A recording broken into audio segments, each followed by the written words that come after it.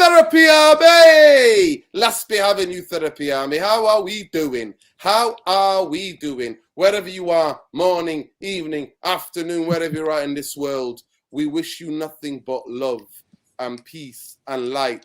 So big up to everybody. Please smash a like on the video as you're coming in. We're on the road to 10K. Once we make that 10K, it's going to be a little party in here, people. It's going to be a bit of party in here. But it is what it is. Big up to everybody. We've got lots to go through on tonight's show. Lots of news. Lots of news. Lots of people. Lots of news regarding our football club. But obviously, we took a couple of days off because the season has been long, people. And I've been enjoying the sunshine in the UK. I've been enjoying the sunshine in the UK. And it's been lovely. I've been celebrating a couple of friends, close friends of mine, their birthdays. And it's been lovely, jubbly, lovely, jubbly. But coming out on tonight's show, people, we're going to go, we call this podcast Going Behind the Hype. We basically mean going behind the headlines, going behind the hype. And we're going to give you the Takeover latest updates. Hopefully, Tom's got lots of news on that one. So we're asking the question, what's going on? Qatar have set a deadline for Friday. We'll see what happens. But Jim the Ratcliffe is on pole position. It's in pole with the Glazers. So that is what's going on. And also we're going to get into the transfer news as well. Lots of monitoring FC. Here we go. Here we go. Monitoring FC. Here we go. Here we go. Talking to intermediary FC. Here we go. Here we go. That's how we are, people. Everybody got hyped up. People are saying Manchester United got 200 million to spend and all of this BS. All I see is that talk is cheap. Action speak louder than talk, people. And you know what? On that one, Liverpool are pulled off the first signing of the season. Boom. Big club. Moves like a big club. Had a disappointing season compared to the high standards in the last couple of years. They move for Alexis McAllister for 35 million. But Manchester United tonight, according to David Ornstein, are Chelsea being bullied by Chelsea for Mason Mount, who's got 1 year left on his contract. So by next summer, he could come to Manchester United on a free. But apparently Chelsea want 70 plus 10 add-ons. I have to laugh. We gotta give that a clap, people. We gotta give the audacity of Chelsea. But then knowing who are people who negotiate. When we're paying £80 million for Anthony Santos. We pay 80 million for a donkey called Harry Maguire. What do you expect? Manchester United in the mud, in the absolute mud, as usual. Therapy Army, this is who we are as a club. Tonight, David Ornstein, a serious journalist when it comes to transfers, has said Manchester United, Chelsea, talking about Mason Mount. Who wants to leave Chelsea, by the way? Player who wants to leave, who has 1 year left on his contract. And Manchester United are most likely going to get bullied, paying 70 million up front plus 10 million add-ons.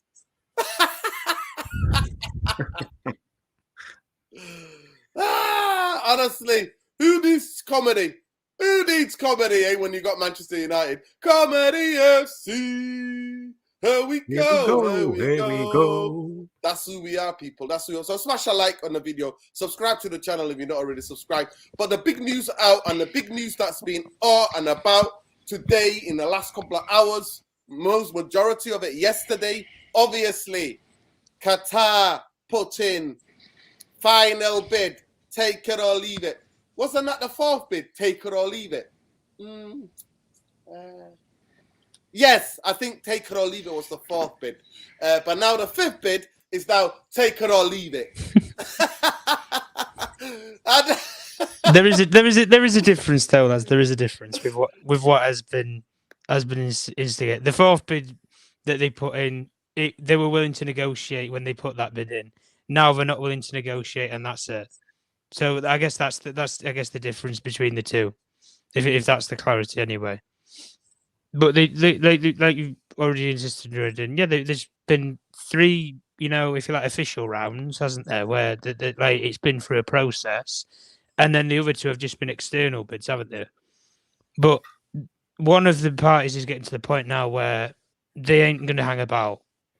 So that Sheikh Yassim, and that's Sheikh Yassim in that case, he wants a definitive answer by tomorrow. And if he hears nothing, then he's off into. Let's be honest. And can you blame him? I don't blame him. Me. But you've been in the process 7 months for a football club. Yeah. Everton have gone through a lenient process with Farhad Bashiri, where he's bringing in 777 partners, an investment group, and he's done that within 3 months for a partial sale. Well, do you know what's funny? Do you know what's funny though as well, right?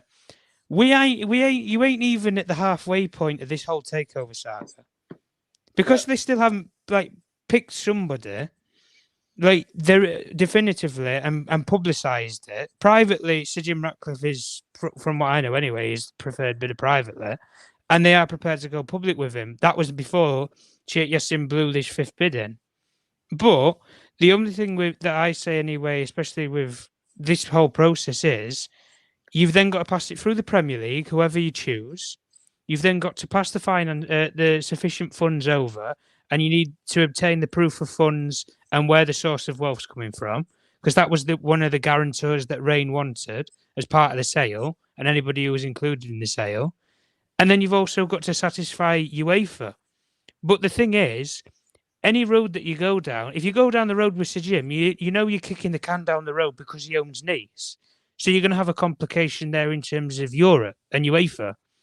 But you're going to obviously have the complication in the same fold with Sheikh Yassim, not so much with the Premier League, because the owners and directors test, I'll say on it, it's a piece of piss, if I'm being honest. Like, there isn't any regulation to that. When you've let state money in before, you're going to let it in again, aren't you? Let's be honest. And when you've, like, with obviously the links that they'll persuade and try and state that he has to the Qatari state, which then obviously we know owns PSG, and then there'll be some sort of clause there. But as you said, Nuruddin, and we insisted months ago, there is a way around that clause with UEFA, and they're willing to change the clause soon anyway, because Alexander Sheffrin, the president, already stated that they're looking at ways of letting multi-club ownership, because so many owners who already own a club want another club, and they want to have, if you not a feeder club, but they want to have a bit on the side. That's the way I look into it anyway. Okay, Jarvis, what are you hearing? What are you thinking? What are you thinking about what's going on with this supposed to take over? Yeah, I mean, you said it in the beginning, Nuruddin. Is this the 4th bid, or is it the 5th bid or 6th bid? The whole process is turning into a farce. It's a comedy. So at the moment, it wouldn't surprise me if they just pulled out of the race, because you can't trust the Glazers. They are I don't know what the exact name, but they are just like financial acrobats, and they will try whatever they can do to squeeze in an extra million here and an extra million there, and they can't be trusted. So for me, I'm afraid we are going to end up with Jim, or the Glazers are staying themselves. But let's just hope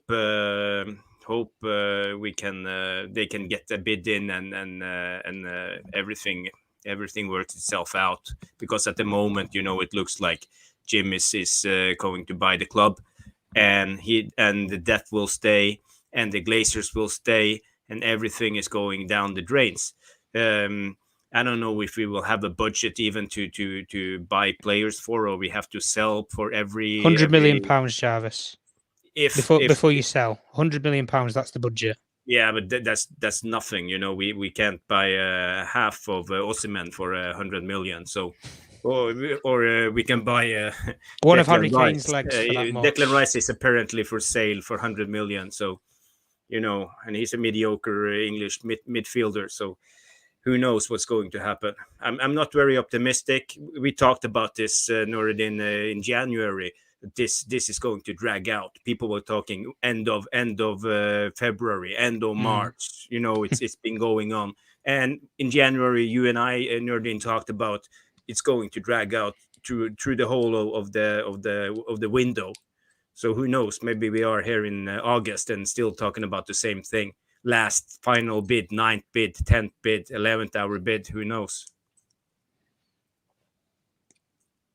Yeah, it's definitely going to be very interesting to see what happens. But for me, I always told everybody about them playing.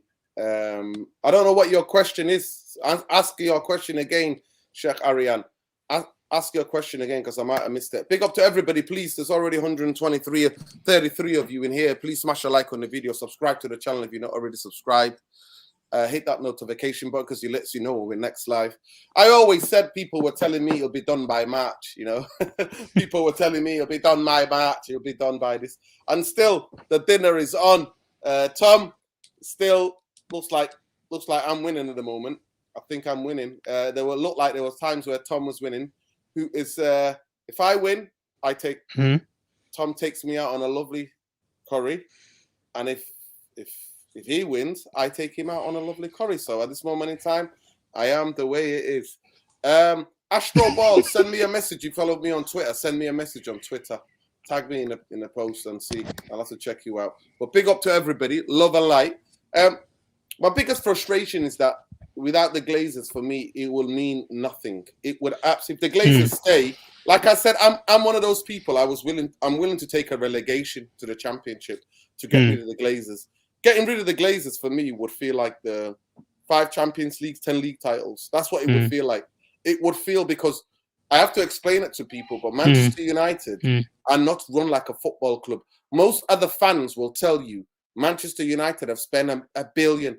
But if you look at what we spent $1 billion on, you see they buy players, average players, they put them on extraordinary amount of wages because that is to keep the stock share this high, because shareholders have got dividends and everything, and the Glazers take their dividends. That's what it is. We sign players according to the New York Stock Exchange and the bankers that we get we borrow the money from.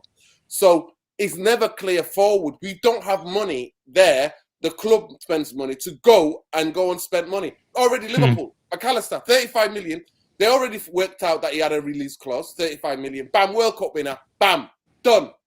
Manchester United, everybody clickbaits the hell out of you, tells you, Mason Mount is done. Next minute, this kid from Monaco, it's a done deal. It's done. No, it hasn't done. It's just the jokes. So what happens is that everything drags on. Everything gathers momentum because that's what keeps the share price that what it is. And when they sign the player, they don't sign the actual footballer or what he's worth or the quality. It is in the books, how it looks, how much the wages look on the books, and how much we pay for the player. Then that calculation determines the stock share staying where it is. That's why I need somebody to buy this fucking football club for good and take it off the New York Stock Exchange so we go back to being a football club. We don't operate like a football club. We've not operated like a football club in a long, long time. That's why they've got to go. But for me, nothing changes. Like I said, I put the tweet out, that guy Red Devil, Mr. Structure on Twitter. I put the tweet out saying that people like me who protest, who are the protesters, we're a minority, right? Nothing will change for us when Jim the Ratcliffe goes into partnership with the Glazers, because it's not about major or majority or mine. It's not about it. It's partnership. It's Jim the Ratcliffe and Glazer partnership owning Manchester United, which will mean more debt in the future if he comes to buy them out. Where's that money coming from? Where's that money coming from? And mark my words, Manchester United, it'll be coming from me, you, and everybody else who supports Manchester United. So it is what it is, people. It is what it is. So what we have to do is fight. And big up to my brother, by the way. People want to ask me about the thumbnail. Big up big up to my brother Nora Beats Arena. Big up to him. Nora Beats is the brother that's sorting us out. So big up to him. He's a big Liverpool fan, and we'll definitely get him on here. Next time we'll definitely get him on here. But big up to him for sorting us out for the graphics. Big up to him. Lots of love to him. Yeah. So it is what it is. Manchester United, for me, we're stuck. We are where we are, people. We're stuck. We're in a Groundhog Day. I read a quote today that says that Erik ten Hag is getting quiet. Erik ten Hag is getting sick of this debacle, and he needs to be backed. And if that doesn't understand, it's going to definitely agitate him. We already saw that before. I always go back to that. Go back to the press conference before the Brighton part 2, the embargo section that came out on the Saturday. I think 10:35. That to me is when he spoke like a just like Ranieri. He spoke like Ranieri, basically. Let's keep it 100. He spoke like Ranieri and basically said, at the end of the day, quality players cost a lot of money, and Manchester United need lots of quality players. So, to the fans that do not understand how we run and go, but you spent $1 billion in the last... Well, you don't understand. We don't spend $1 billion in 2 or 4 or 5 transfer windows where we backed one manager and built a proper team and built a balanced squad. We spent it on different managers, and we spent money when we're out of the Champions League.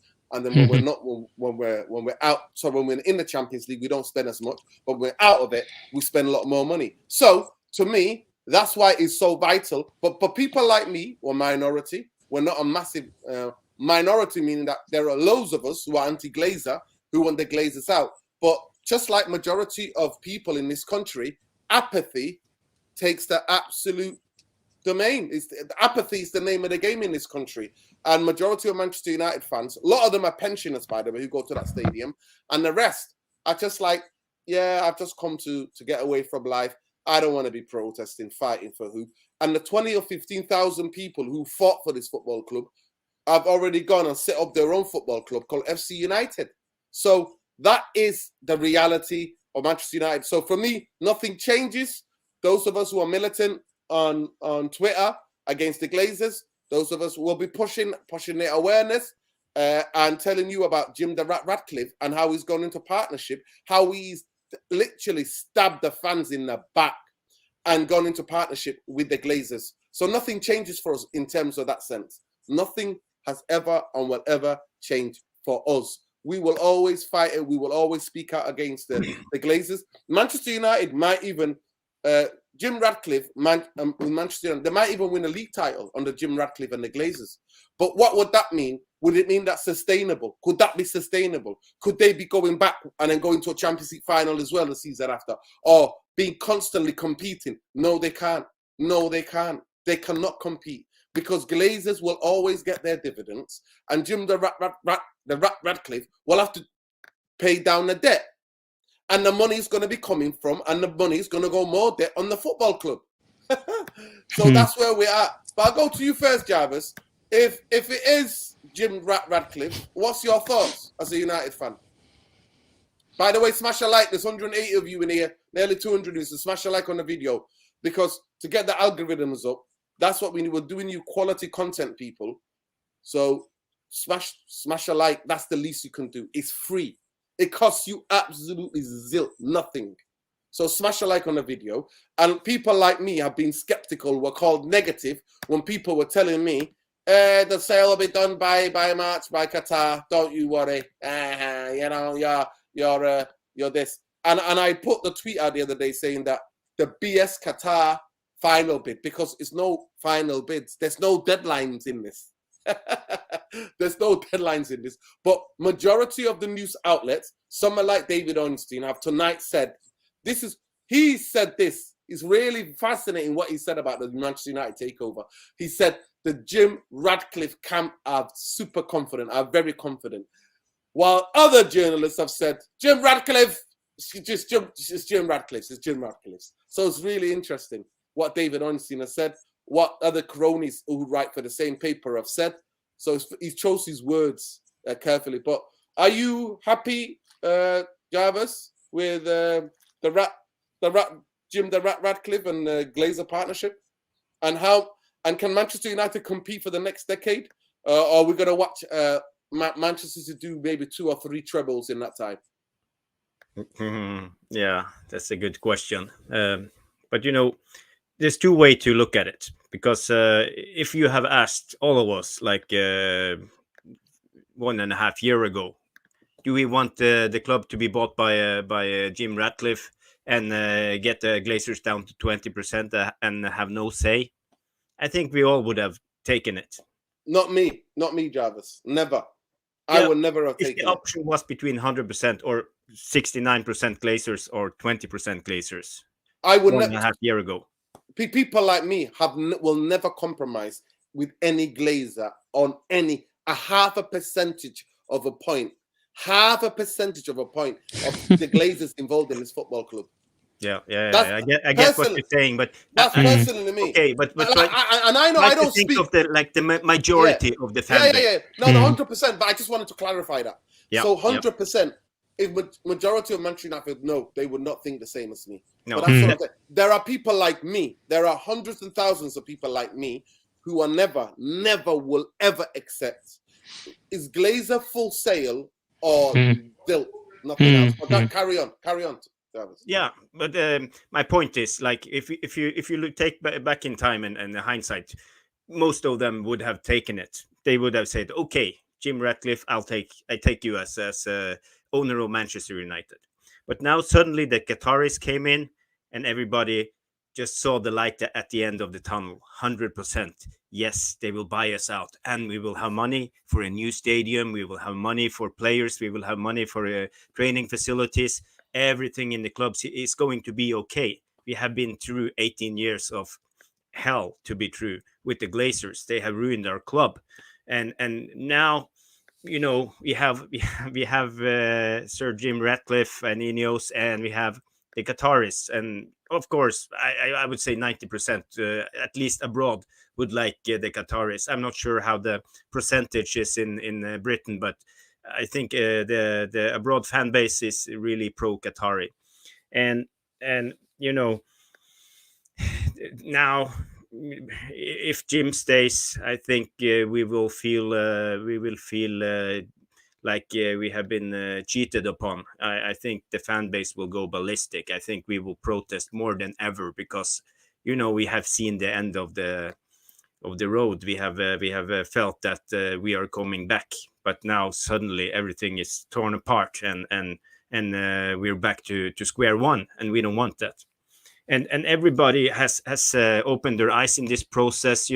Even the last couple of weeks, I hate to say it, but even Ferguson and other legends of the club has become corrupted by money, and it's hard for us fans to fight the Glazers when all we love and know is part of the problem. So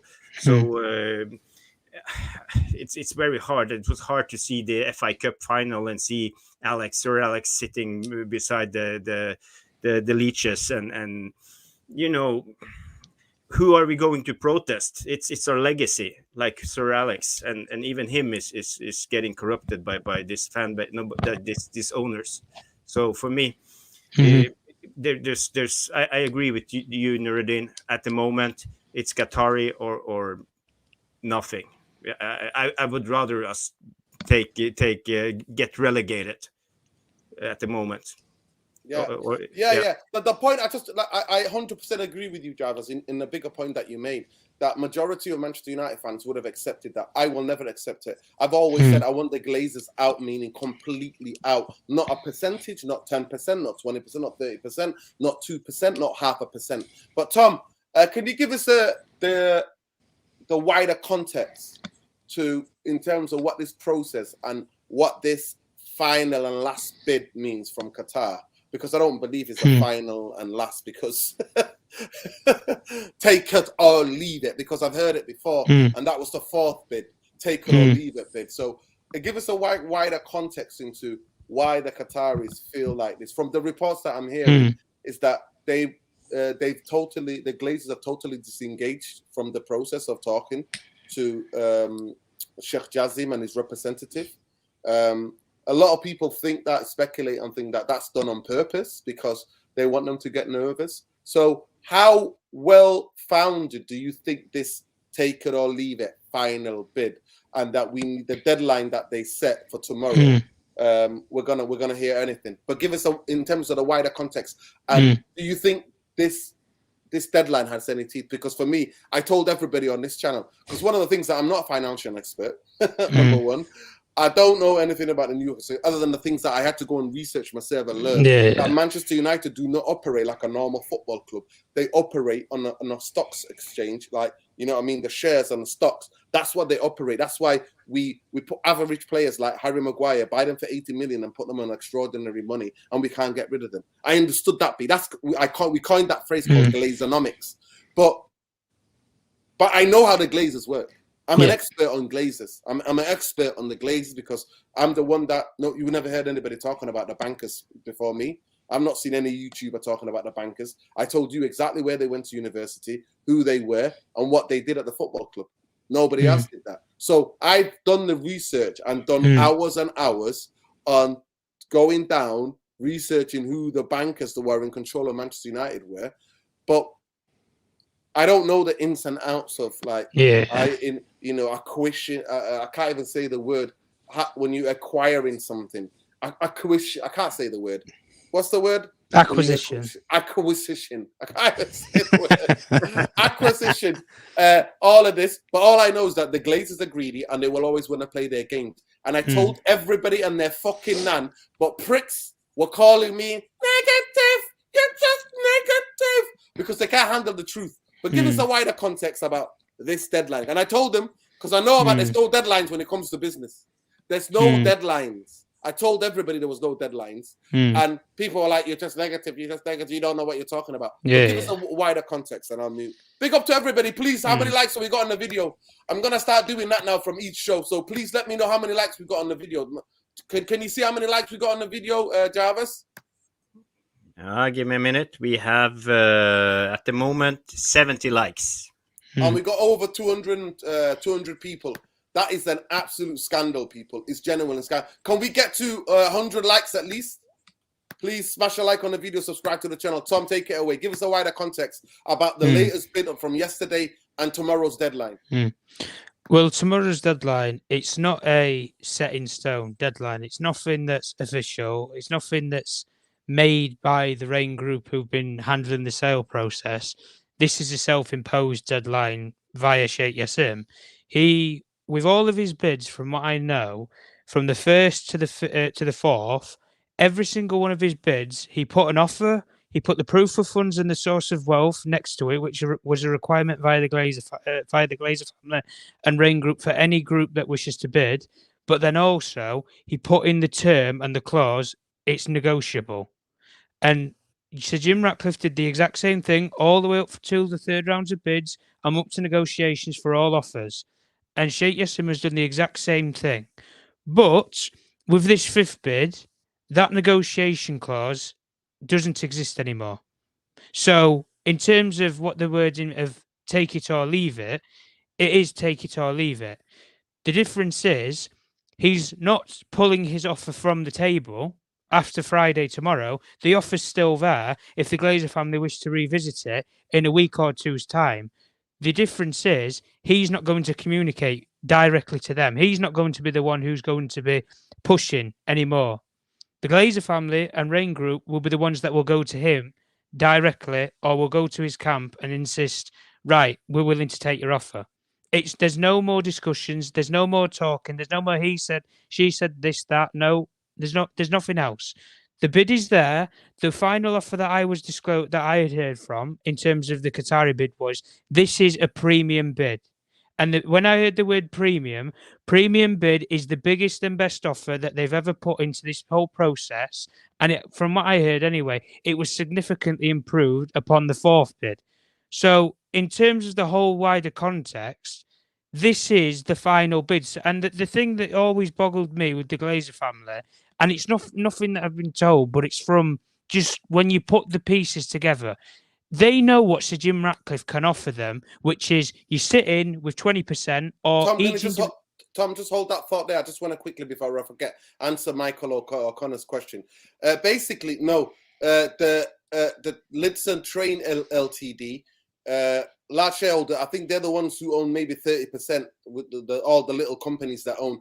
The Glazers have the highest voting rights. They have the Class B shares, which sway over anybody else. So majority of the shareholders at Manchester United they have Class A shares who have no voting rights whatsoever, zero power. Go ahead, Tom. Yeah. Let me just get the super chat as well. 1 second. Alien Tenno super chat as well. 1 second. Pick up Alien Tenno for the support. He says it's hard to believe we will be in misery. Yeah, 100%. And Rashid said, Nuruddin, we need to think like rats. God, we don't need to start thinking like rats. No, we don't need to. We don't need to. Rats are nice creatures, but Jim the rat is a rat because he literally stabbed Manchester United fans in the back. Go ahead, Tom.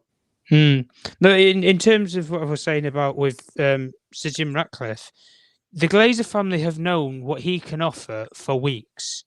And this isn't any knowledge or information. This is just my theory when I've put all of the information together and I've puzzled it and I've come up with this. And what I've come up with is they've had this 20%, Joel and Avi stay in, and the other four siblings go. They've had, a percentile of each personal individual Glazer members' percentages and take shares from each individual one. And then it transpires up to a controlling stake for Ineos and Sir Jim Ratcliffe. But then when you put it all together, why have they not just done that weeks ago? Like, nothing was ever going to change with Sir Jim Ratcliffe, is it? Let's be honest. You know the figure that he's going to offer you for 50% or 51%. You know what he's going to offer you in terms of a long-term buyout. So you know what Sir Jim Ratcliffe is offering. And the only thing that I believe is they've waited for this big Qatari bid. And it's either they've waited for this bid in terms of, well, at least we know what we can't exactly sit there and say we don't know what we would have missed out on in the future. And we have a definitive answer as to what we could have had. Or it's almost as if they've waited and waited for this bigger bid. And using the word and quoting the word premium, that is a bigger bid. A premium, when you put a premium offer, it's like when you go from economy class to first class on an airline. It's premium, it's luxury, it's the top dollar of, quality, equity. And Sheikh Yassim's offer, and in particular this fifth offer, it is all cash. One transaction, one wire cash transaction. That's it. There's no installments like Sir Jim Ratcliffe, for example. Couple of billion here, couple of billion there, couple of billion down the road, and I'll buy you all out.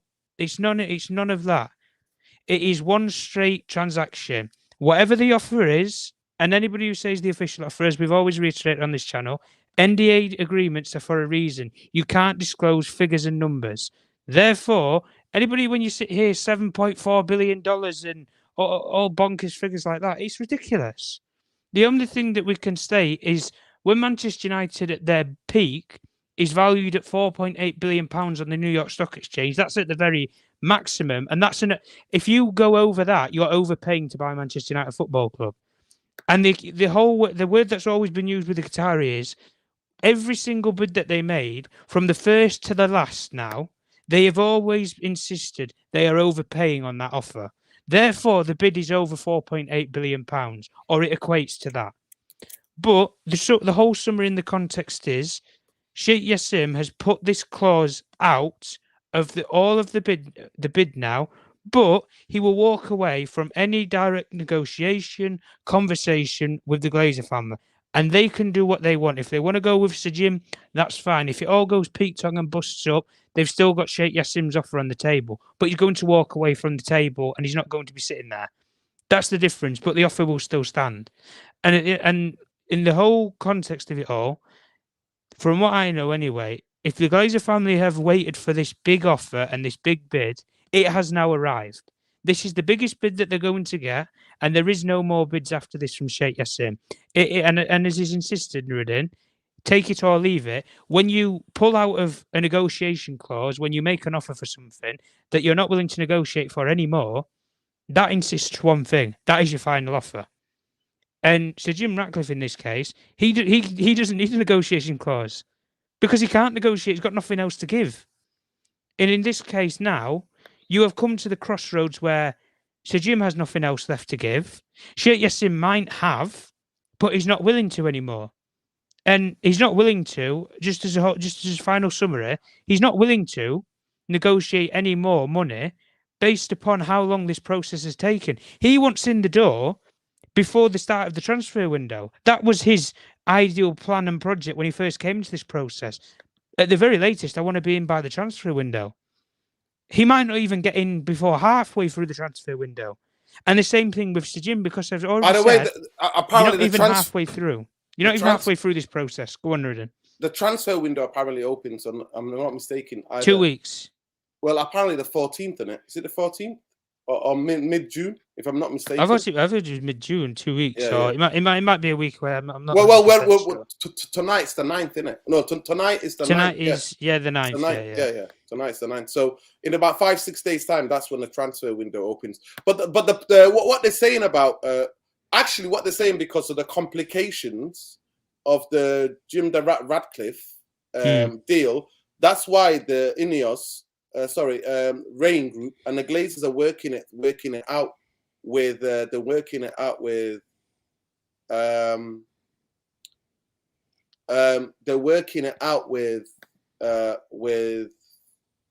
what do you call it? With they're working out the deal because of how the deal's going to be. It's going to be very complex structured. So that's what they're working out on the deal, and that's the reason why that they're already in talks, because everybody accepts it, because he's the guy that get them to stay. They always wanted to stay, really. And to be fair, the Glazers did not lie for once, because they said this is an exploration. They didn't lie. They said this is an exploration to see if there's an investment. And we know that through history, they've always been looking for investment. And the investment from Saudi Arabia a couple of years back, they went to the Davos meeting with Peter Schmeichel, who's a rat as well, rat Schmeichel, to try to get investment in Doha. You know, this massive meeting, and not in Doha, in Davos. Is it Davos, Switzerland? Yeah, Davos in Switzerland, where the billionaires of the world meet up. They were in Davos. They hired a building out where they were meeting potential investors. So we already know that, because we can see Manchester United are 900 million in debt. Yeah, so we can see that. I don't see Sir Jim Ratcliffe as an investor, though. Why do you invest in something that's worth, like, in the long term, you're going to be forking out £6 billion, for which we know he doesn't have in the short term, and he's not going to have any time soon in the long term, is he? And yeah, and it's coming with debt. I mean, he's coming with debt. Of course, it's coming with debt. It's coming with debt. But they try and put the whole spin on it. It goes on Ineos's books. Oh, the Manchester United debt that's already here. Oh, it's fine. We have a plan. We have an idea for that. The one thing that we know with Sir Jim, and this is why, especially with Sir Jim now, at this point, you cannot trust a word that this man says. Unless you have it in faxed files and carbon copy and a clause that insists that he has to do these things, you cannot take this words man for granted at all. Because he first came in, I'm buying 69%. I want to buy 69% of Manchester United. I want to buy all 6 members of the Glazer family out. He's now pulled back on it and then insisted, right, I want 50% and I'll keep 2 of them in. Now there's an option where he can keep all 6. Then, as I've insisted, he's not said any plan around a stadium. He's not said any plan around the amount of money that he's willing to put in. The only news that I know about Sir Jim Ratcliffe is, for the first 3 years that he'd be in office in terms of control of Manchester United, he would be able to put investment in within the first 3 years. That's all I know. And if I had to put a round-up figure, I'd probably say around 150, 200 million pounds, maybe per window. But obviously, that depends on how we do FFP and how we do in competitions and what we qualify for. But ultimately and over, we're going on swings and roundabouts here, because this guy has he went to Nice, and within the first 3 years of Nice, he said, "I'm going to invest £500 million. I'm going to build you a new stadium. We're going to do the infrastructure in the local community. I've got a big project. I've got a big plan for Nice Football Club. We're going to compete with Paris Saint-Germain in terms of the league." He is the second wealthiest owner in France, and I don't even think he's been in the top four or even in the Champions League ever since he's been there. Like, and this myth around net worth, let me just break it down for people. Net worth is in what you own in terms of assets, not what's in your bank balance. So when it says £21 billion, dollars, BS, whatever, rupees next to Sir Jim Ratcliffe's name, it means he owns that in assets. It doesn't mean he has that much money in his bank account. And the misperception around all of this in terms of Sir Jim Ratcliffe is Ineos as a company generate $60 billion US dollars per annual year. $60 billion. But he doesn't have and he's the majority stakeholder in Ineos, but he doesn't have access to funds to use $3 billion just to buy 50% right now. Even if that's not what Manchester United fans want, he doesn't have access to £3 billion from Ineos's books, but he's the majority controller and stakeholder in Ineos. Like, and they turn over $60 billion per annual year. Like, what is going on? What is going on? Tom, can I ask why? It's hard to wrap my head around it. Why can't he take out $3 billion from the $60 billion revenue? You tell your guess is as good as mine. But the only way I because that's the company. Ineos is a company. Because they've got other stakeholders and shareholders. That's the only other reason why. And if he doesn't get them on side in terms of pulling out funds from revenues or putting debt, like even this myth around him putting debt on Ineos, like he's still got to put that to the stakeholders at Ineos. And all I'm going to say is, so if you've got a couple of Liverpool fans on that Ineos board, forget it. Or Manchester City fans. And it's the same thing with Sir Jim. At the age that he is at, he's either buying this as a legacy project, which I personally don't buy for 1 second, or I don't really personally believe he's going to live long enough to see the fruitions of his work or what he envisions to do in Manchester United. I really don't. Because at the end of the day, we don't know what he is going to do, because he's not made any pledges or announcements. All we know is it was 69%, then it's 50, now it's 51. He's added a percent on. Like, whoop-de-doo. We're going, Giles. Go on. Yeah, Tom. What you're telling about Sir Jim Ratcliffe, he accepted to be the majority stakeholder in Ineos, but he doesn't have the backing of the board. It's basically the same that he wants to do with Man United. He wants to be the majority stakeholder, 50.1% or 51%. I don't know what's the latest news about the percentage, and he don't have the backing of the board, because if the Glazers stay, they will have the B shares with 10 times the votes, and who knows if he can. No, they won't. They won't control the board. They don't control the board, because Sir Jim Ratcliffe's buying in, but he wants to buy more Class B shares than any Glazer family member, which means then the clause that they inserted when they put Manchester United on New York Stock Exchange, when it insisted that Class B shares can only be held by Glazer family members, he would not be buying in if he doesn't have control. That's the way that he's insisted on the deal. If I buy in on my terms, and I control the football club. But the only problem is what you've just reiterated about the Glazer family is Joel and Avram, if they wanted to stay on as executives, like they are currently as Manchester United, and they hold roles within the club as executives, and obviously they are the owners as well, they can still be executives. They could still have a voice within the boardroom or whatever, like meetings, financial, commercial. They can still sit at the table, but the only difference is there's no guarantee that Sir Jim Ratcliffe has to listen to him. That's the difference. So it's almost as if you can have your say and you can voice your opinion, just like we do all on here. But it doesn't mean that suddenly Sir Jim Ratcliffe's going to listen to what any fans are doing. And if you want to look at it from that perspective, I mean, he's already blowing up on Ineos's Twitter account. They're in complete PR and overdrive. They're blocking Man United fans. Anybody who has a Qatari flag or They put a question to him. I know a couple of friends and stuff. They've made such as emails, and they've emailed Ineos and everything, and they terminate the emails, or they come back with an automated message to say that this breaches their security protocol and regulations. You're asking a basic question around your football club.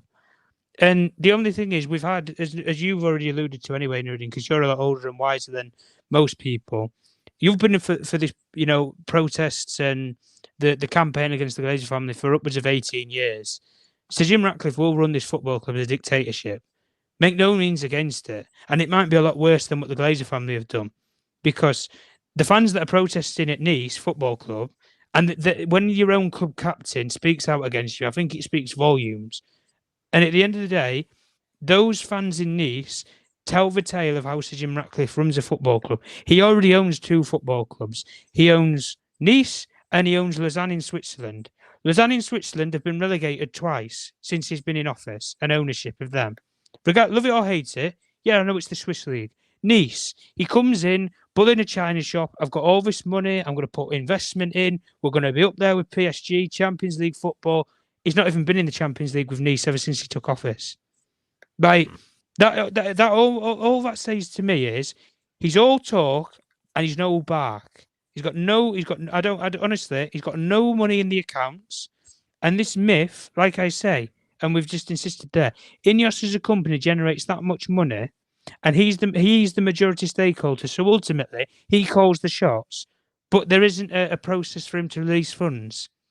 And the only reason why he's had to cut this deal is with the Glazer family, because if he could buy 69%, I think he would. Let's be honest.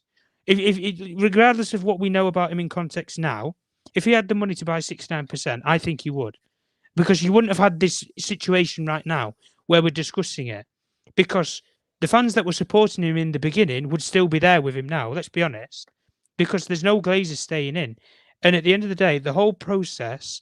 Just to sum up the whole figure in with Sir Jim Ratcliffe, as I've always insisted, he came in and said, I want 69%. Then he flip-flopped, I want 50.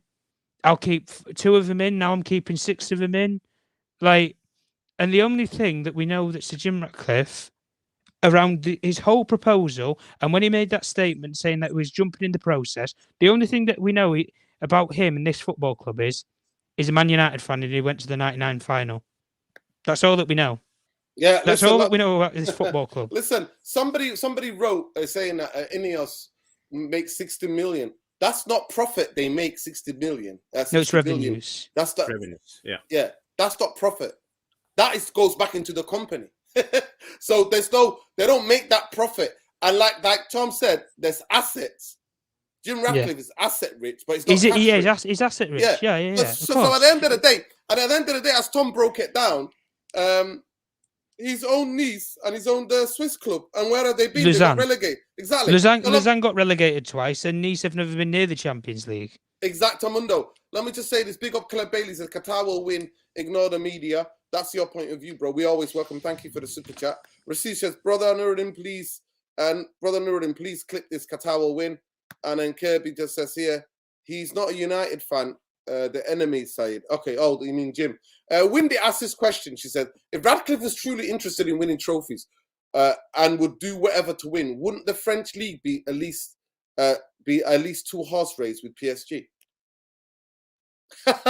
Guys, we've got nearly 350 of you in here. Please smash a like on the video. Subscribe to the channel. I don't know how many likes we're on the video, but please let us know how many we're on. We're on over 350 of you in here. Smash a like on the video. Subscribe to the channel if you're not already subscribed. It is what it is. And the craziest thing about Jim the Radcliffe is that we already know what he's doing. We already know and understand what he's doing with Ineos and where Ineos are. And their fans are out here doing it, saying it. So it is what it is. Big up to everybody. Big up to Man UFC Realist TV. Yeah, we're gonna discuss that. Has Kim signed a new contract? Has he signed a new contract? We're gonna be talking about that.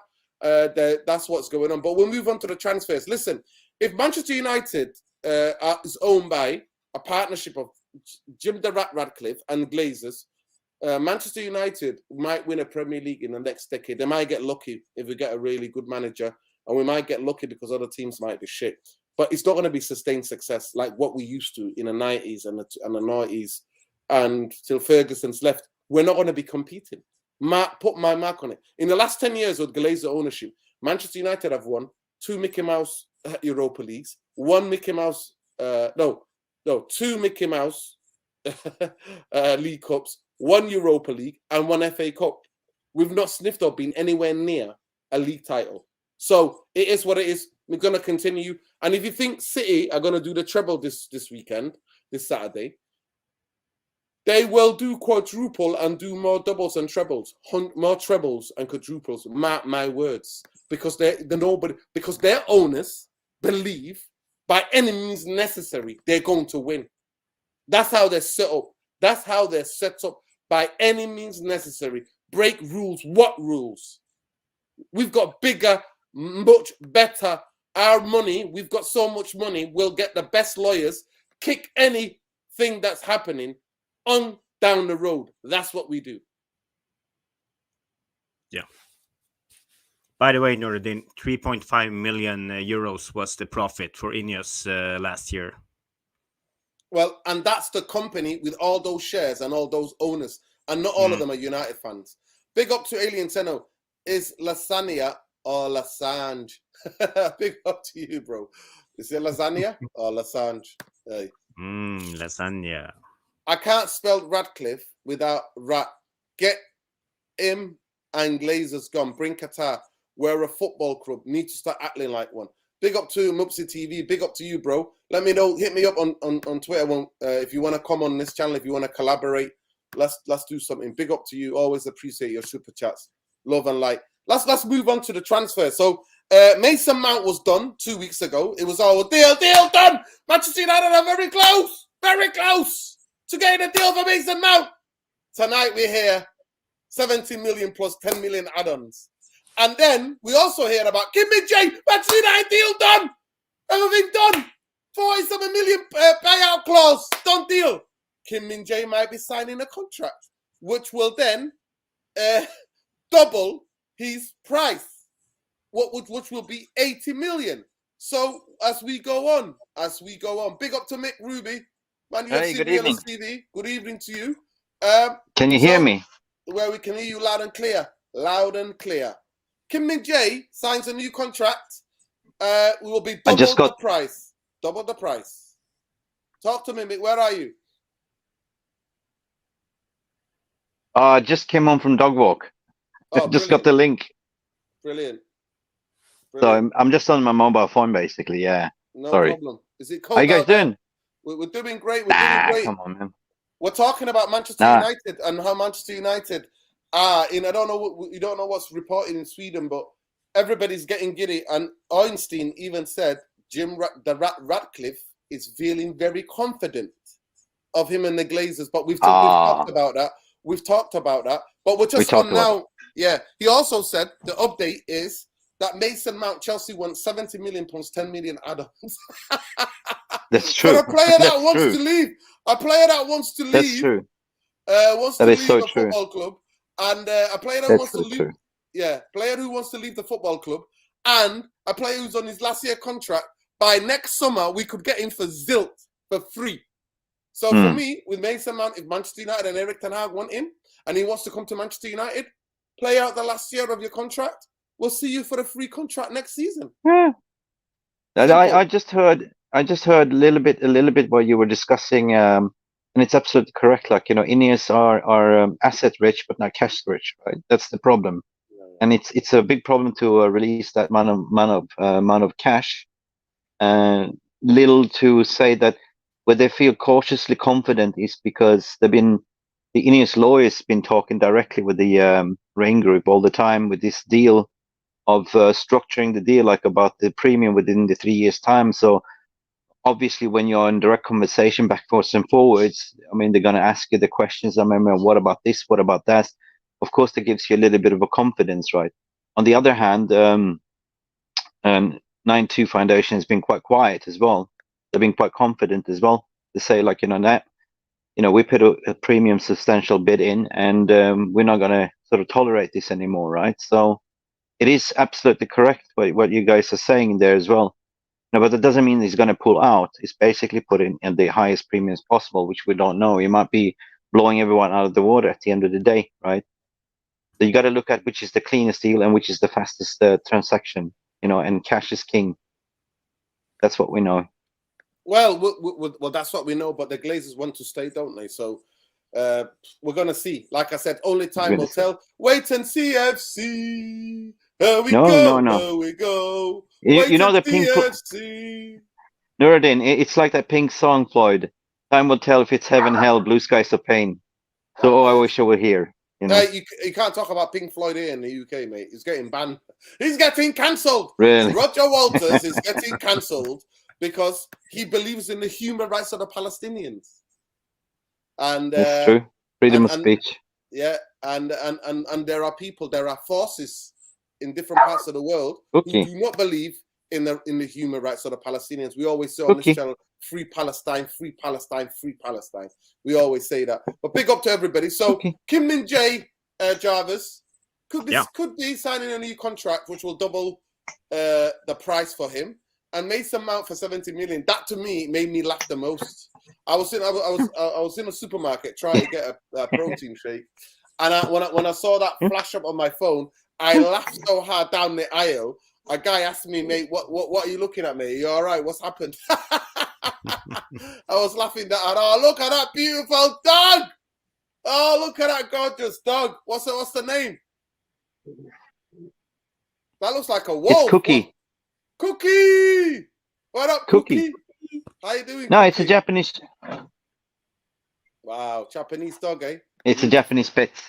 Wow, looks beautiful. Looks beautiful.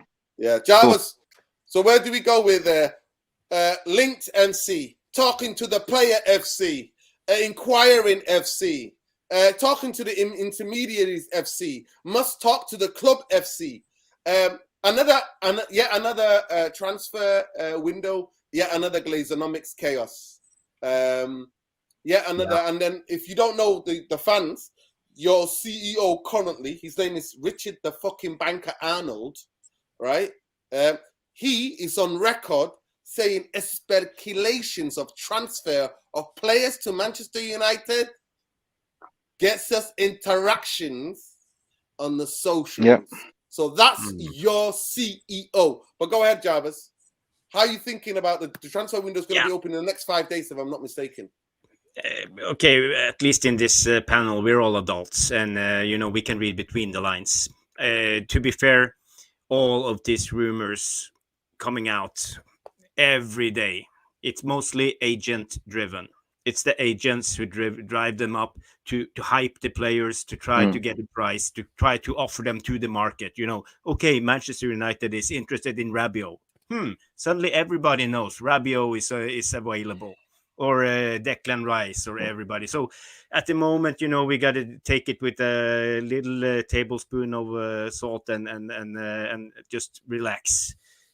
And when it comes to Kim, okay, Kim is a brilliant center back. I would love Kim at our club. But if he signs a new contract, it tells a lot. It just tells that, okay, he's not interested coming to United. And do we want players who's not interested being here? Or do we want players who just want to come for the money? We want players who wants to play for the club, who loves the club. That's why I feel of all the rumors, the only rumor that makes me positive is the Højlund rumor, because I think he wants to come to this club.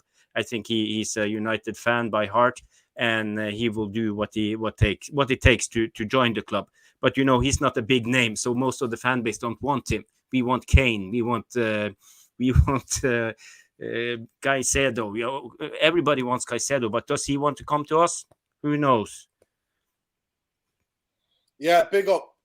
Listen, just for all of you out there, this is it. So this is my research on the transfer. When does the transfer window open in the UK? When does the window open? Summer transfer window will open 14th of June, Wednesday, for all clubs in the UK and Scotland. Despite the domestic window opening on June the 14th, clubs will not be able to sign a player players based on overseas until the international window opens on July the 1st. So July the 1st But is you the can make international window. Yeah, but you can have a pre-agreement. Say pre-agreement. 100%. Yeah, you can have pre-agreement as soon as the season's finished. You can pre-agree whatever you want with players. So it's going to be very interesting. Like I said, we only want players that want to come. I was very surprised of the briefing that Erik ten Hag got. There's two things that worried me about Erik ten Hag, because so far I think majority of the season has been class 1, A class, absolutely fabulous and brilliant press conferences where he's just basically being super honest and direct to the letter. But two things worry me. Like I always refer back to two previous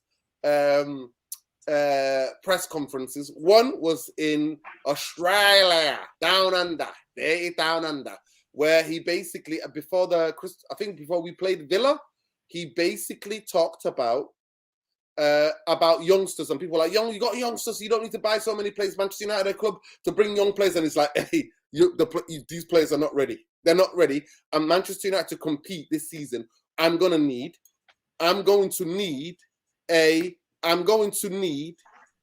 money and signings. So that was one. That was when he was in Australia. He talked about specifically, forget youngsters.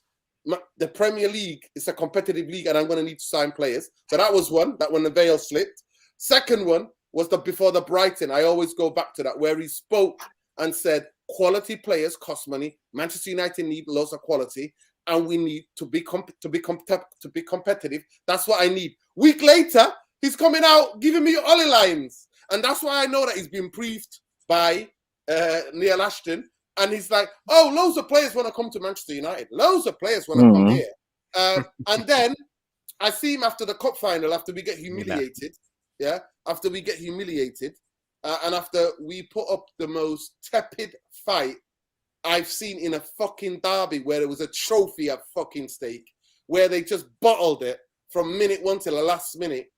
He said, oh, the players gave everything, and only we could come back against Manchester City. I had to laugh at that because that was pathetic. So it's going to be very interesting to see. But from the reports that I saw today, I think this might be coming from The Athletic. Laurie Whitwell. Laurie, the xenophobic, racist Whitwell, Islamophobic Whitwell, says, I said this today. He basically said this. He has said that Erik ten Hag, this is the quote. Let me get you the quote, people. Let me get you the quote. Sources predict Ten Hag's ambitions could clash with Glazer caution and lead to friction if the team reshuffle is delayed. This is a lot of horseshit. You know, Nurden, you know what it is. Yeah, you know what it is, because Ten Hag and the current establishment said a long time ago that we're not going to leak anything. We tighten all the leaks. So, you know, you're not getting much reports coming out from the usual suspects. We're talking about Whitwells and all of them, jazz, right? There was damaging the club last year, leaking out all the gossip information. You're not going to see much of that. You see how astute he is in his press conferences, right? He's trained 100%. And I've been told that there is money pledged for him to go. Regarding the takeover, it's over his pay grades. He doesn't been told how, you know, who's going to be the new owner, right? But you can still move on the transfer market. You can still make those pre-agreements. And the worrying sign is that, you know, we need to get a resolution of ownership within the 2 weeks at least, right? Regarding Kim Min-jae as well, like, you know, of course, Napoli wants to sort of make him to sign a new contract. This is a valuable asset because there's a release clause open, right? That you can trigger for 45 million. Anyone that comes in can just pay the money, take him away, right? And you have to sort of, as a sort of employer of that asset, you want to make sure that, hey, you can sign this contract so your value will go up to 80 million next season or whatever. No, we understand totally. We understand totally why Napoli would do it. But if he wants to leave Napoli, he will not sign that contract. No, he wouldn't sign that contract. No. Yeah, he wouldn't sign a new contract. He would want to leave. And if you believe the reports, like I said, everybody gets clickbaited. Guys, when there were 300 people in here, and we've only got maybe not even 100 likes, if I'm not mistaken. Oh, come on, smash the like, people. Are we on 100 likes even? I can't see on my phone. My battery's dying. So big up to We're everybody. at, Please smash 158. 150. Let's get to 200 likes before the show's over, people. Let's go, Therapy Army. Let's go. The biggest thing for me is that if he's already spoken to a Manchester United clubs are wanting him and telling him that they want him, and apparently there's no secret he wants to play in the Premier League because everybody wants to play in the Premier League, but which could be not so these days because everybody might want to go and play in the Saudi Arabian League because everybody's going there. Everybody's going there. I mean, Benzema getting paid 200 million per season. Wow. Woo! Mucho Smoking dinero. like Ric Flair. Wow. That's crazy. That is his grandkids chilled. That's Yeah, but Nuruddin, when it comes to Kim, I heard that the contract renewal has been on the table since the World Cup in December. Yep. So, and you don't want to sign it. So basically, Nope. it's just BS again. Yeah. But from Manchester, just to report from Manchester, because Manchester is not that big, it's quite small, and if you support Manchester United, a lot of people who work at the club, people are Erik ten Hag. Is super frustrated behind the scenes. Let it be known. So these frustrations are not, to me, it came out, the veil slipped, because there's only so much you can stay professional. The veil slipped, and go and check out what happened, what the interview was, the embargoed section before Brighton, and what happened to last summer. I think it might have been, I don't know where they were. Were they in holiday? I think they might have been, but before the Villa game, he specifically said Manchester United need quality players. So do I believe that Erik ten Hag's frustrated? 100%. Who wouldn't be frustrated working with these vultures when they gave him workhorse in January when he wanted Gakpo for 30-something million? Liverpool always finding it. Liverpool have already, bam, done deal. Professional football club, moves fast, bang. Didn't underachieved last season. They move out of the big clubs, and now the rumors in the UK is that Declan Rice like basmati, rice, basmati, jollof, rice, jollof. We like rice. spaghetti more. We got the spaghetti more than rice. Basmati, rice, vegetable, rice. What kind of rice do you want? And Moses Caicedo are both. Caicedo and Rice are going to Arsenal. That's the latest we're hearing. But we're hearing that Chelsea are fighting. Chelsea are fighting to sign Caicedo. For me, like I always said, it will be an absolute travesty. From the games that I've watched, the cup games and the league games that I watched at Old Trafford this season, Manchester United are screaming out. Manchester United as a team are screaming out for Caicedo and his physicality and his strength and quality on the ball. Punching balls into the last third. Yeah. Another thing also. If we miss out on him, it will be the missing out. It will make missing out on Kate like a walk in the park. I really hope we go for Caicedo, but at the end of the day, let Arsenal, Chelsea do the chasing. I mean, Erik ten Hag keeps his cards close to his chest, right? If you go out on the market to say already, like, I'm going for Caicedo, then they're going to take you for the cleaners because you're Manchester United. So yeah, we will see. We will see. The reports are also that apparently they're willing to take 75 million to Caicedo. They're willing to take that money. 70 to 75 million. That's what they're willing to take. And for me, the idea that I personally think so. If you're going to spend that money on Mount, I'd rather you spend the fucking money on Caicedo. Yeah. Caicedo's 21 years old, and he's going to be there for the decade, at least a decade. Jarvis, you know what I'm going to say now. If you get that midfield pairing of Mason Mount and Rabiot, what are you going to call it? Mount the rabbit. Mounting the rabbit. It is mounting the rabbits. It is, because we're going to be. I'm telling you now, they will both be eaten alive. In the Premier League next season, they will be eaten. If we get those two, they'll be eaten. Lavia, apparently Southampton want 40 million for him. I would also get him. Somebody saying Caicedo is the next. Yeah, Lavia is good. No, I don't think so. Yeah. Divi Wally, Divas Willie, I respect you. Big up to you. But Cucurella and Casado are made of different minerals, different. They're made of different source materials. They're different caliber of mentality and players. So I think that kid is going to go far. And I'll never forget Tim Fickery, who's an expert, who's based in Brazil. He's an Latin American journalist, football expert. He talked about when we were first linked with Casado a couple of years ago, and he talked about the attributes of the player and what kind of a player he was, and that how he would fit into the Premier League style of robust physicality league. So it's totally different type of player. And Casado, for me, and I've watched him for the past 2-3 months, since my favorite team to watch in the Premier League have been Brighton, since after the World Cup. And he's been incredibly pivotal. And I understand the reason why they didn't let him go to Arsenal in January, because they wanted to go qualify for Europe. So that's what happened. In terms of the rest of the transfers, people, you're getting clickbaited every day. You're getting clickbaited. And then all of a sudden, this defender, this right back, this kid who came on as a right back from France in Monaco, all of a sudden it's a done deal. Like, clickbait FC. Here we go. Here we go. Nura, like, at least the striker target's been confirmed. These are clear and obvious what's been reported, that I can tell you. But when it comes to the midfield targets, it's been very, very close from Manchester United. We don't know. That's the thing, right? We don't know who he's looking for. We do know about Mason Mount. We do know about Rabiot.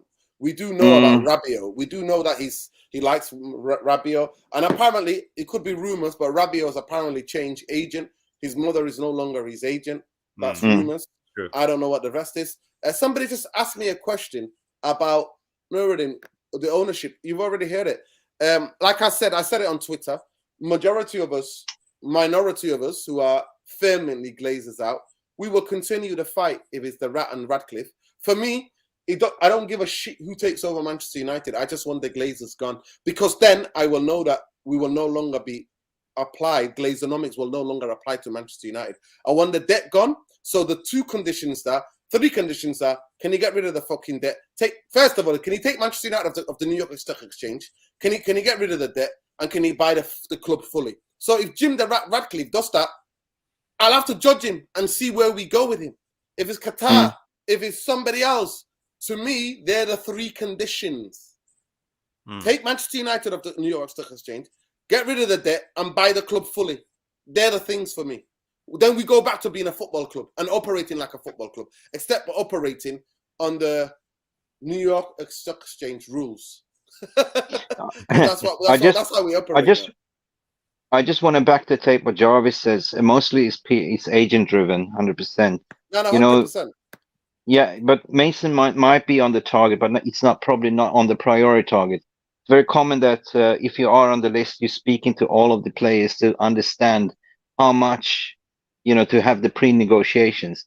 And I think it's the most is like British press and media is trying to make these sensational stories and clickbaits, and it's predominantly agent driven. Yeah, there is a what do you call it? A valuation which is 30,000 difference.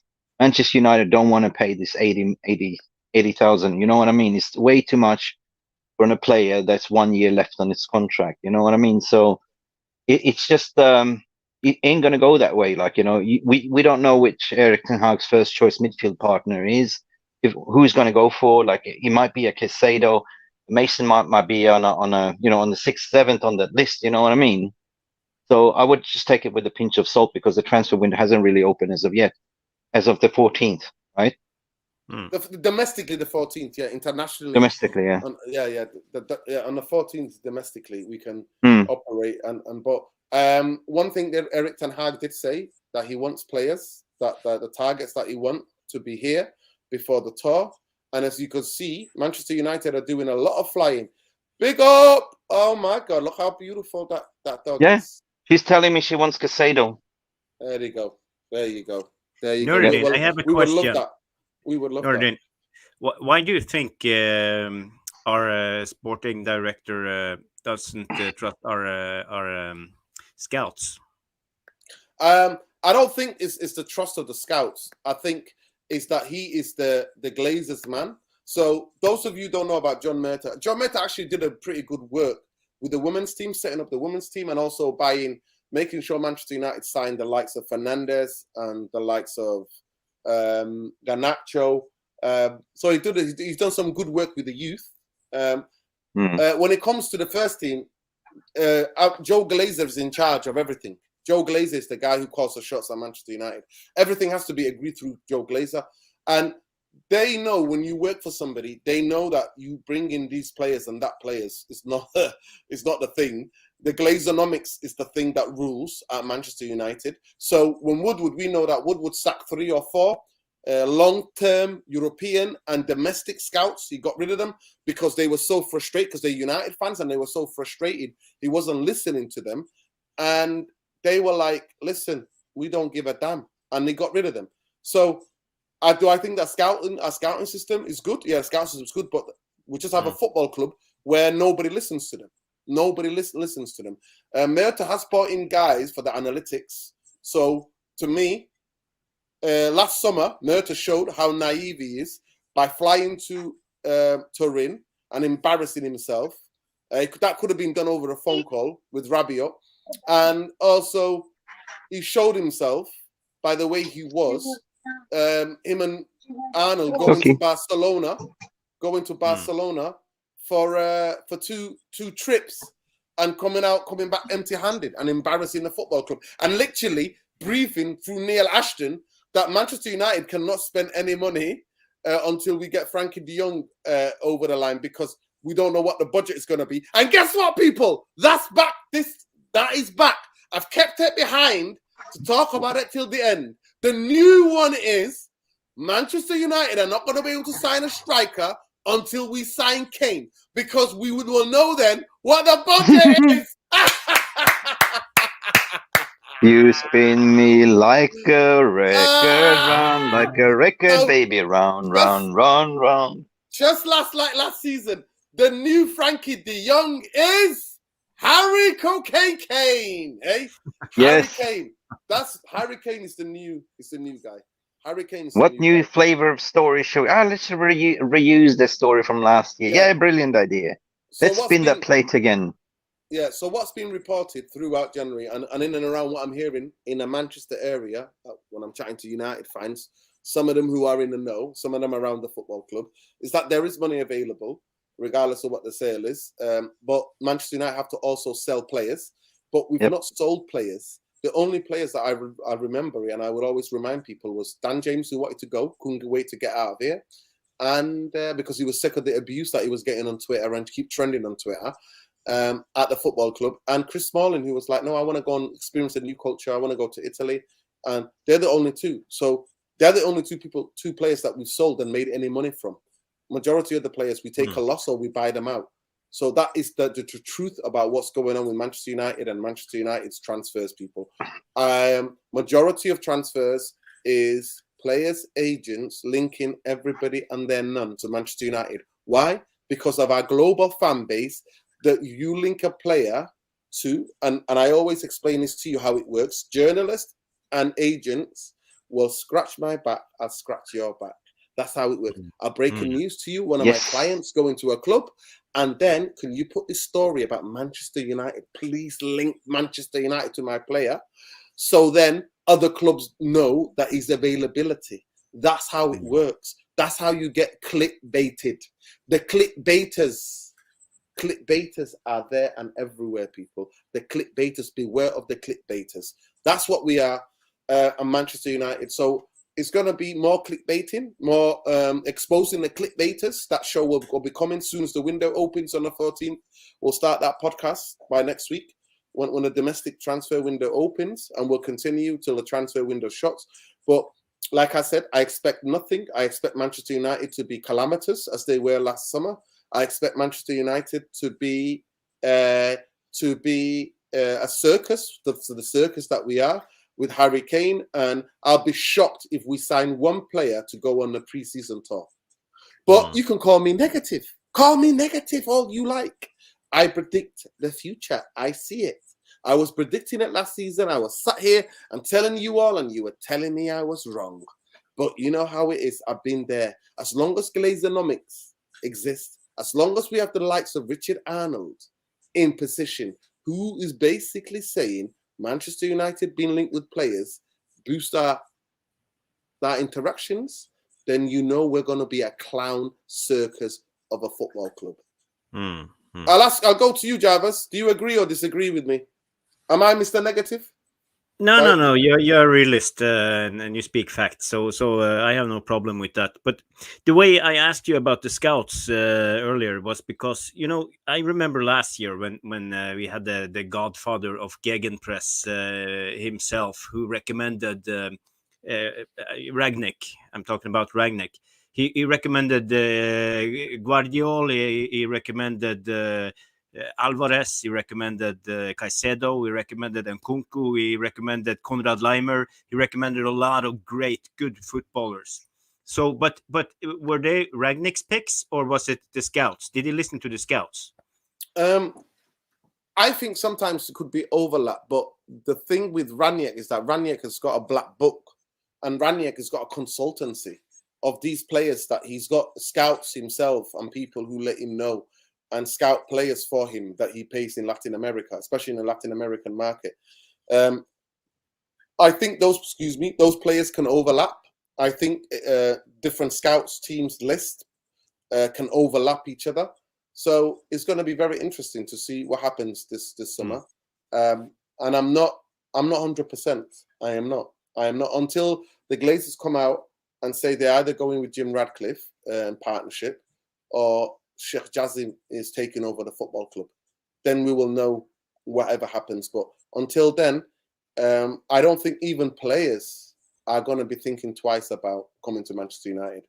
Yes, some people say no. Players want to compete. Well, there's certain players, winners who are winners, want to compete, and they want to go to clubs who can compete for titles. That's winners.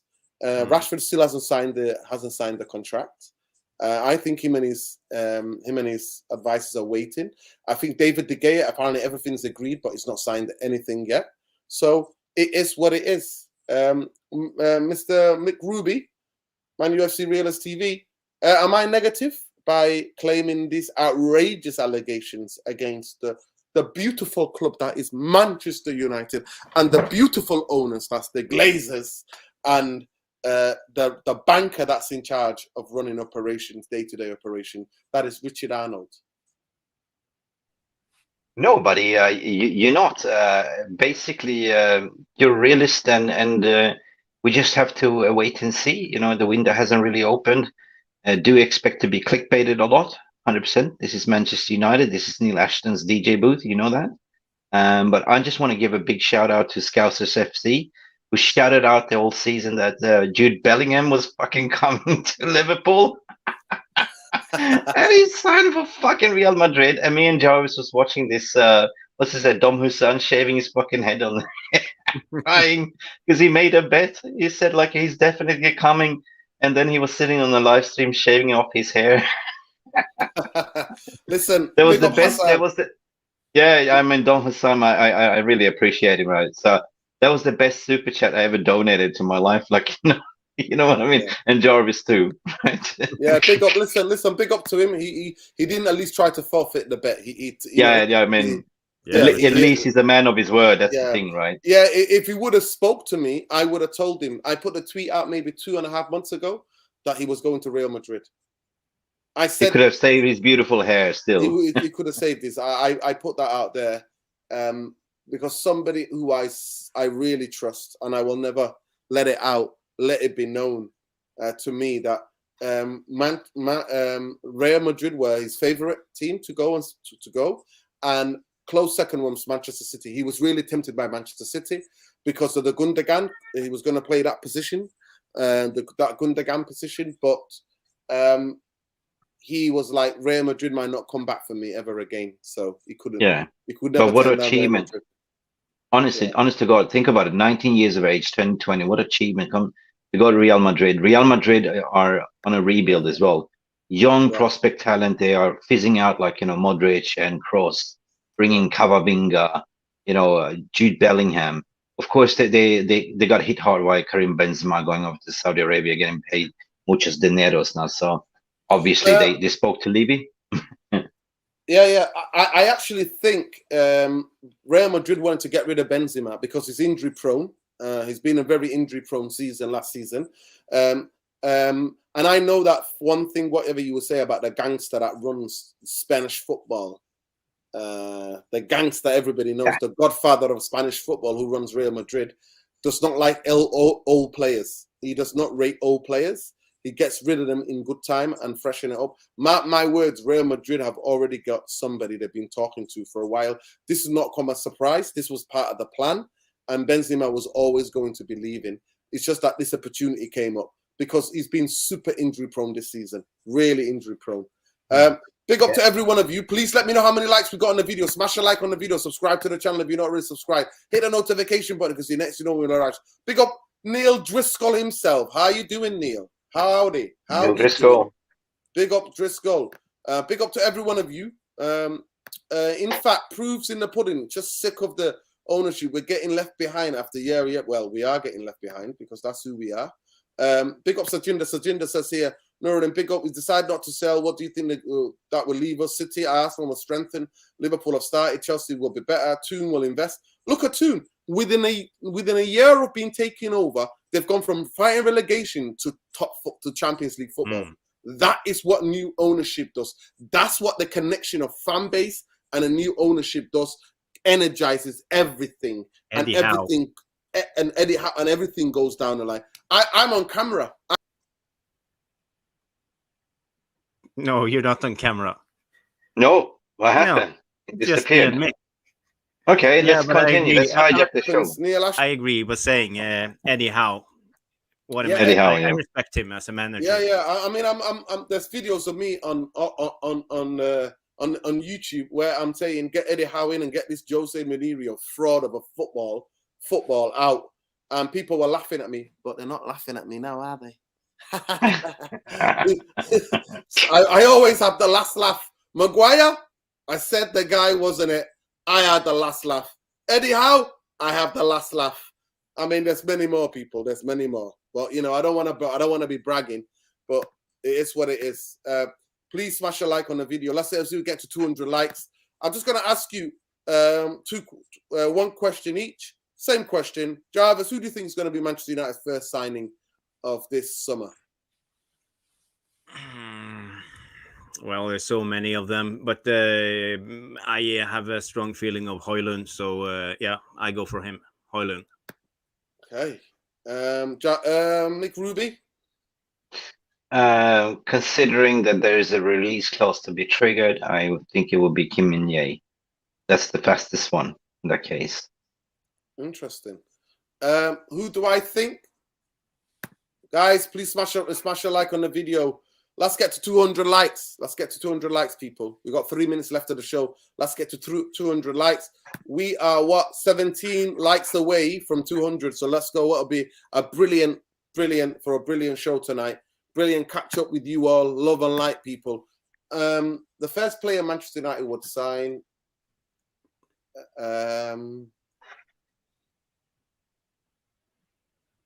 Mason Mount for 70 million. I don't want him.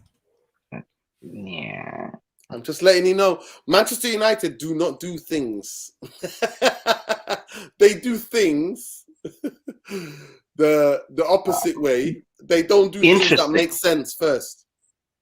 Interesting, because there's 30 million difference in terms of evaluation and negotiations. That's going to drag out. So I was looking at more which is the quickest one, but yeah, it might be so, Nuruddin. Yeah. Who would you? This is another question. I'll stay with you, Mick Ruby. Who would you like Manchester United to sign? If your first signing, who would you like that to be? Kim Min-jae. Okay, Jarvis. Yeah, I would love Caicedo. I think he would be brilliant. I think he will be the engine we need in our midfield. Yeah, Caicedo as well. Yeah. Yeah. For me, it's 100% Caicedo. Like I said, that team Spine is important. Somebody who's got such a physicality, who can absolutely win the ball back and give it to the better players in our team. But he's not just even that. He loves to punch the balls into the right areas. His passing into the last third is superb.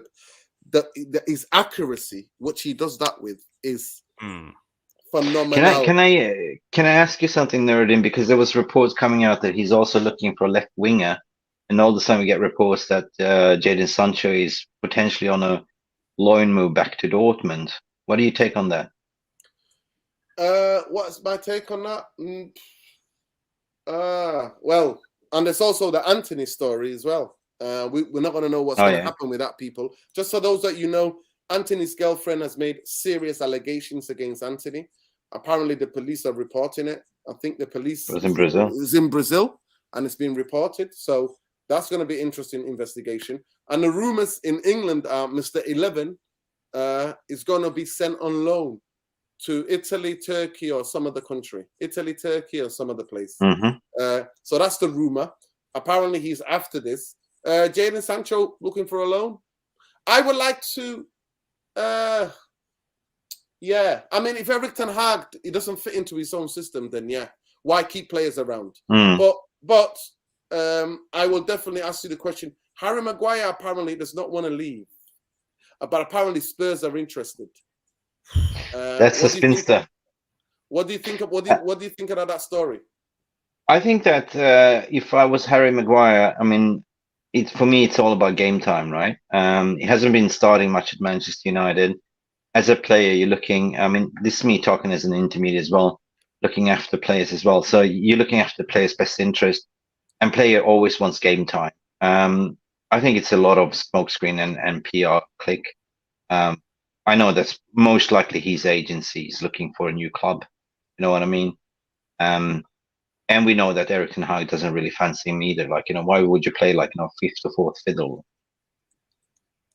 And plus, he's also looking to bring in, like, if the reports are correct, Kim Min-jae, like, as another centre back. So why would you stay?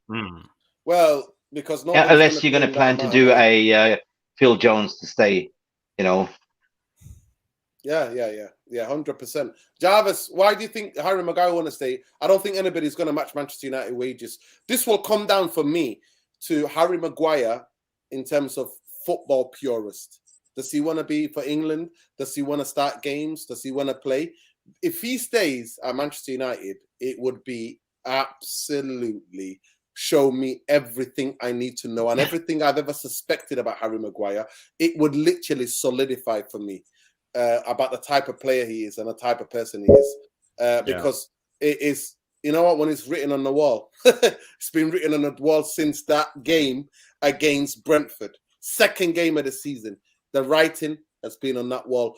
Big up to David Wallace says it'll be Rabiot. Yeah, you might be right because he's on a free. And Manchester United like a rabbit.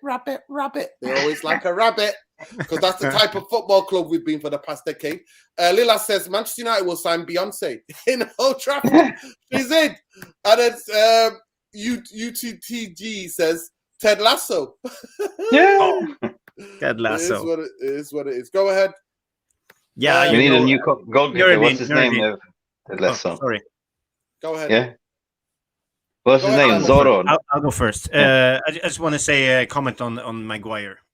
If he stays, it shows that he's deluded because he's been talking a lot of crap in the interviews. The club bought me for so much money. That's why I always play, and he's been talking a lot of BS. So maybe he's that deluded that he thinks that he can play himself back into the team and be better than Varane and Martinez and stuff like that. He strikes me like a guy who could think like that just to like prove to everybody in the fan base that he's the captain and he will be deserving of a place in the team. So that's the only way I can think for him to stay. But he should be smart enough to leave the club. Wow. Well, I mean, the way I'm thinking is, why would you like to leave Manchester United about win something and go to a you know what I mean? I don't know what happened there. Hopefully it'll come back. We'll definitely know what you mean, bro. Yeah. Is it raining? Maybe it's not. Maybe is it raining in the UK? Maybe it is. Maybe it's not. I'm hearing some weird strange because now I've got these new headphones, which are quite tight. Big up to everybody. Love and like. Let me know if you've gone 200 likes yet, people. Let me know. So let's see what people are saying. Insane is saying Caicedo will be the first signing. Pressure is mounting. That's what he reckoned. Ted Lasso. Google this has said. Google this has said Kim Min Jae agrees with Mick Ruby. Caicedo, Lila saying Caicedo is a gunner. Sell McTominay. I would like to sign Kim, Caicedo, Haaland, and Simmons. Oh, Alien Tenno is in love with a young footballer from the Netherlands called Simmons. He absolutely loves him. He's on loan at PSV, if I'm not mistaken. And Alien Tenno loves that kid. Wow, I love that. I love how certain people just fall in love with footballers. Where does he play? What club? He plays for, I think he's on loan from PSG to PSV. Okay, Simmons. I haven't heard about him. Yeah, but yeah. Question: Did you see Amrabat yesterday playing? No, you know what? I never watch West Ham games. I feel like, but yeah, apparently had a brilliant game. No, I didn't watch the game. The Amrabat, his passing ability, just short, medium, and long range passing is brilliant. He's like Barcelona, Iniesta, Xavi. Yeah. Well, apparently he's going to Barcelona. yeah, go figure. But he's that type of player. But he would be a brilliant deep lying playmaker at our club. Yeah, he was brilliant at the World Cup for Monaco. Sorry, for Morocco. Who were the team of the tournament for me. Team of the tournament or Morocco. Argentina might have won the World Cup, but the people that got everybody's heart was Morocco, especially with their beautiful solidarity with Palestine. Big up to Mick Ruby. Make sure people you go and subscribe to Man UFC Realist TV. Go and check that out. Can we know we're 4 short of 200? Can you let me know when we've reached 200 likes, please? It's been a brilliant stream. We've been going for an hour and 36 minutes. So let me know, people. Let me know. British press didn't report about it, but Nice fans are protesting about their owner. I would take Haaland and Ramos. Levy. Levy ain't going to sell us Kane. Just don't see it. I'll be shocked, actually, if Real Madrid sign Harry Kane. I'll be really shocked because they don't usually sign 30-year-olds. They don't really sign to 30-year-olds. That's the question. I don't think so. If Manchester United do not get 5 starters going to the first team, I don't think Manchester United are going to finish 4th next season. No, they're not. That's me personally. Call me negative.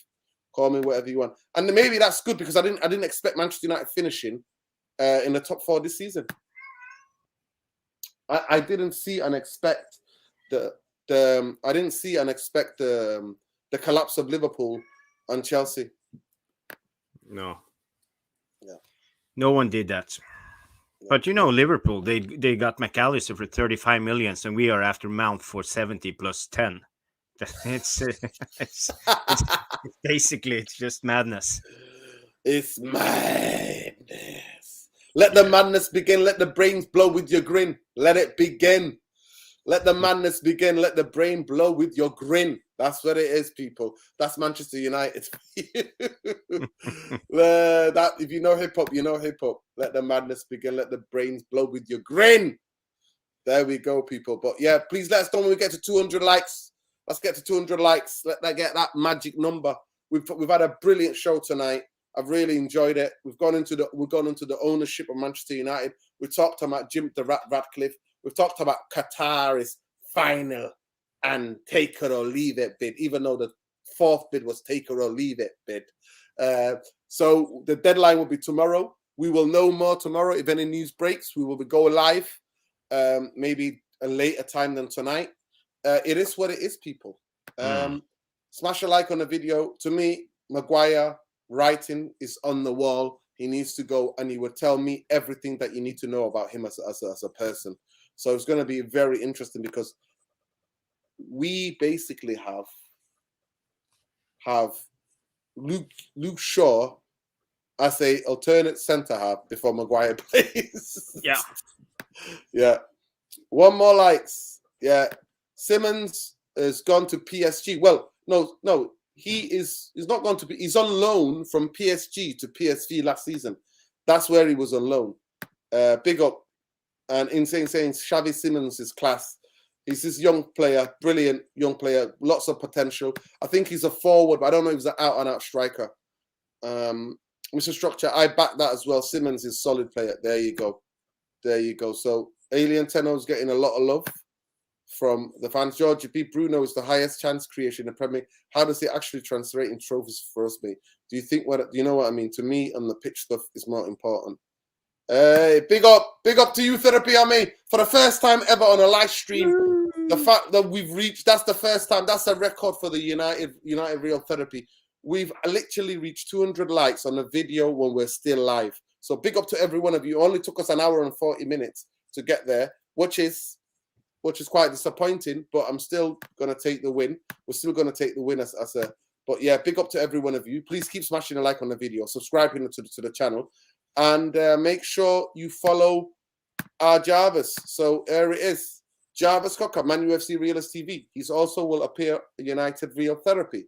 He's also on the Armchair. Is it Sports Armchair? No, not that much, but sometimes. Yeah, sometimes he's on there as well. But as you know, is Bowley 77. BOLE, not Tom Bowley, but BOLE 77. So just add me on Twitter, and I usually follow back. There it is, Bowley 77. There you go. At Bowley 77. We've added it now. Make sure you also follow Mick Ruby at Mick Ruby on Twitter, and make sure you check out his channel Man UFC Realist TV, which Jarvis is part of as well. And then make sure you're following Tom Journalist 1 at Tom Journalist 1 on Twitter. But yeah, it's been a brilliant, fantastic show tonight. Big up to Nura Beat, my brother, for the brilliant graphics. Hopefully you'll see him on here, even though he's part of the enemy. There's no enemies in football and between fans, actually. Me and him hopefully are going to collaborate on a show called The Best of Enemies, where we're going to be talking about Liverpool, everything concerning Liverpool as a club. And we're going to talk about Manchester United as well. So make sure you check him out, Neurobeats Football Analysis, on Twitter at Neurobeats. Make sure you follow him. If you want, he's a brilliant football man. He's such a knowledgeable. He does a lot of analysis, performance analysis, and he does breakdowns with videos. So make sure you check that out as well. So I'm going to be talking to him about McAllister and how we're going to be talking about two different structures, what the new structure of Liverpool is and how much is even better. Even though at Liverpool, everybody quit, by the way. Could you believe that? The director of football quit. The new director of football quit. The head of recruitment quit. And they still get the 4 people left in the backroom staff at Liverpool, and they still sign the first signing. Wow. It is what it is, people. But listen, peace. We love. We light. Glazer's out. Jim the Radcliffe out. The bankers out. That's how we always say. But you look after your health and well-being. Free Palestine. Free Palestine. We always say that. And solidarity and love to everybody around the world and all the victims of horrific injustice and horrific madness. So our solidarity goes to the school shooting in America and the victims and their friends, and also to the crazy man that went around with a knife in Paris. Solidarity goes to the kids, their families, and the people that madman stabbed. Love and light, people. You look after yourselves. Hug your loved ones tighter. It's evening, it's morning, it's afternoon, wherever you are in the world. And we send you peace, love, and blessings always. Take care, people. And big up to the Therapy Army. You've been superb. Absolutely superb tonight. I've absolutely loved this. We'll be back with another What's Going On. Another podcast of What's Going On at this football club that we love, people. Take care. Jarvis, you get the last word, my friend. You get the last word. Peace. Peace. There you go, people. Peace always. Love and light. Good night. Love and light.